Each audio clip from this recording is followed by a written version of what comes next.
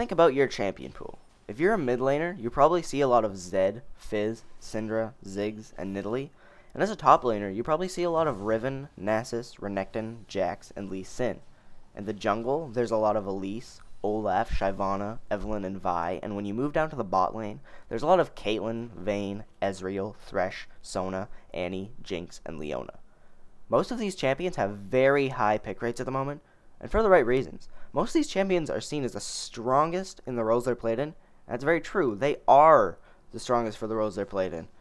But that doesn't mean they're the only champions in the game. It doesn't mean you can't win with other champions. What about the less popular champions?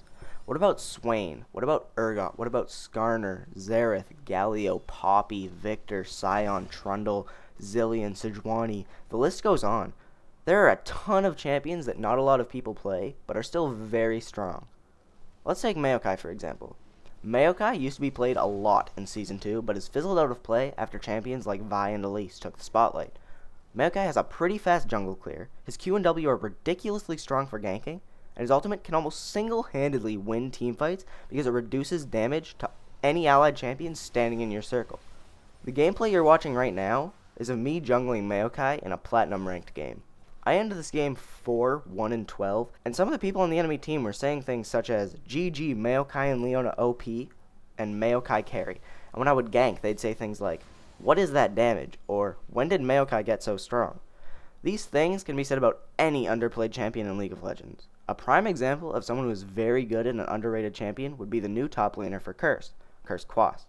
Quas has said himself in an AMA, which you can find in the description, that one of his favorite champions is Swain. When you go to his LoL King, you can see that right now Swain is his most played champion, and his win-loss with Swain is 53-21.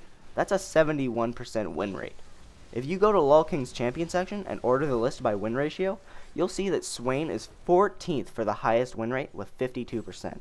This is only an example of one champion that isn't played very often, yet is very strong under the right circumstances. Other champions that aren't played very much yet still have remarkable win rates are champions like Brand, who is also sitting at 52%, Sejuani, who's at 53%, and Rammus, who has the second highest win rate in the entire game at 56%. With all this being said, I'd like to add a couple more things before I go, and these things are the pros and cons of playing champions that aren't played that much. For one, people won't know how or what to play against the champions you're playing, because they're not used to it. Maybe they've never even played against that champion before.